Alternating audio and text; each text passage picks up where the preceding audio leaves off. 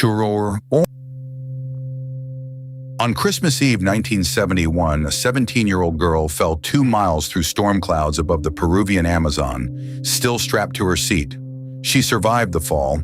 Then she spent 11 days alone in one of the most remote rainforests on Earth, injured, with no radio, no map, and no way to signal anyone. That is not a metaphor or an exaggeration. It is what the record shows. The central question this episode asks is not whether she survived. She did. But what specific conditions, decisions, and physical constraints made survival possible when, for at least 14 other passengers who also survived the initial crash, it was not. Juliane Koepcke grew up differently from almost any other passenger on that flight. Born in Lima in 1954, she was the only child of 2 German zoologists, Maria and Hans Wilhelm Koepcke. When she was 14, her parents moved her to the Peruvian Amazon to help establish the Panguana research station, a remote biological field site. She spent years there learning how the rainforest actually functioned, its waterways, its insects, its rhythms. That background is not incidental. It is the first structural reason her 11 days unfolded the way they did. She graduated from the Deutsche Schule Lima on December 23, 1971. Her mother, Maria, had originally wanted to leave Lima earlier, on the 19th or 20th of December, but Juliane wanted to attend her graduation ceremony. Maria agreed to wait, and they rescheduled for Christmas Eve. Her father, Hans Wilhelm, urged his wife not to fly with LANSA, the Peruvian airline that operated the route, because of the airline's poor safety reputation. The flight was booked anyway. LANSA Flight 508 departed Lima on December 24th and flew into a severe thunderstorm over the Andes-Amazon transition zone. Lightning struck the aircraft. The plane began to disintegrate mid-flight. Juliane Koepcke found herself falling, still secured in her window seat, part of a row of 3 seats, from approximately 3,000 meters, about 10,000 feet, into the forest below. Experts who later analyzed her survival of the fall identified several physical factors. She was strapped into a window seat that remained attached to the 2 seats beside it, forming a connected row. That row, according to analysis cited by investigators and later accounts, is thought to have functioned somewhat like a rotating blade or parachute, creating drag and slowing her descent. The updraft from the thunderstorm she fell through may have further reduced her terminal velocity. She landed in dense jungle canopy, which absorbed additional impact. None of those factors were choices. They were the product of seat position, storm dynamics, and forest structure. She survived the fall because of how those physical forces combined, not because of anything she did in the air. She hit the ground and lost consciousness. When she came to, she had a broken collarbone, a ruptured ligament in her right knee, a deep cut on her right arm, an eye injury, and a concussion. She was alone. The crash site was somewhere in the rainforest above and around her, but she could not determine where. Other passengers had survived the impact, as many as 14, according to later accounts. But they were scattered, injured, and without reliable means of navigation or signaling. Juliane did not know any of that at the time. She knew only what she could observe: dense forests, the sound of water nearby, and the injuries she could feel. The decisions she made in those first hours shaped everything that followed.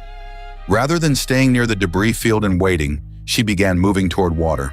Her years at Panguana had given her one concrete piece of knowledge about rainforest geography. Water flows downhill, creeks feed into rivers, and rivers eventually reach inhabited areas. She found a small creek and began following it. That choice was not guaranteed to work. Rivers in the Amazon basin can run for enormous distances through uninhabited forest. But it was the choice with the clearest directional logic available to her, and it gave her a destination. Not a specific place, but a direction. The next 9 days were a deterioration in physical condition against slow, incremental movement. Her knee made walking painful and unreliable. Her arm wound.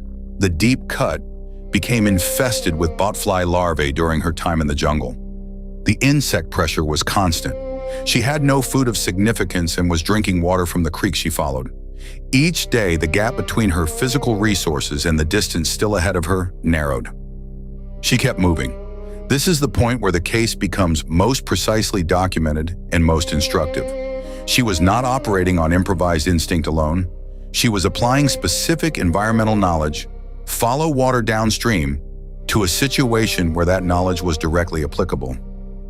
The 14 other survivors who died while waiting to be rescued were not necessarily making worse decisions in any general sense. They were in different circumstances, with different injuries, different positions relative to potential rescue, and different knowledge. Juliane's background did not guarantee survival. It gave her one viable framework for action when the alternatives were either stationary waiting or directionless movement. On the 9th day, following the creek as it widened into a river, she found an encampment. It had been set up by local lumberjacks and was temporarily unoccupied. She waited. A few hours later, the lumberjacks returned. They treated her arm wound by pouring gasoline onto it to address the botfly infestation, a field method that addressed the immediate problem of the larvae. They then placed her in a canoe and traveled for 11 hours by river to reach a more inhabited area. From there, she was airlifted to a hospital. Her injuries, the broken collarbone, the ruptured knee ligament, the arm wound, the concussion, all required medical treatment. She recovered fully from the physical injuries. After her recovery, she assisted search parties in returning to the crash area and locating the debris field.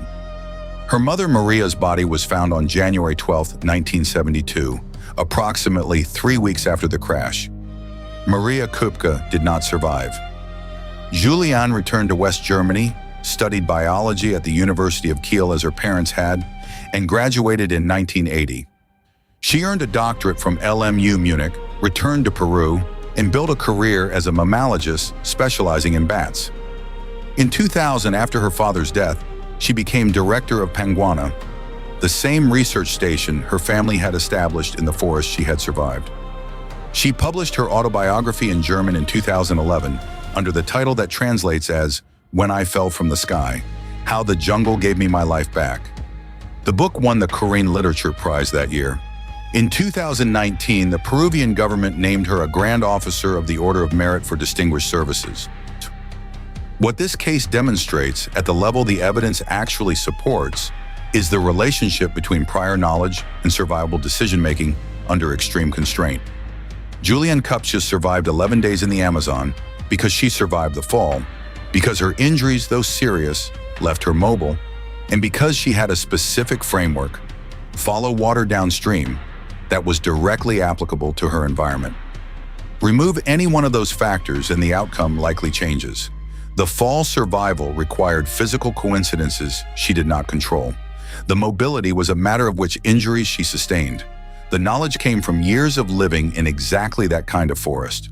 The 14 passengers who survived the crash and died waiting were not less determined. They were in a different intersection of injuries, position, and available options. Survival in this case was not a product of willpower overcoming the odds in some general sense. It was a specific person with specific preparation in a specific physical situation, making the one directionally sound decision available to her and having the physical capacity to execute it over 11 days. The Amazon returned her to a lumberjack camp after 9 days of walking. The question of why she, and not the others, made it out begins and ends there, in the particular, not the general.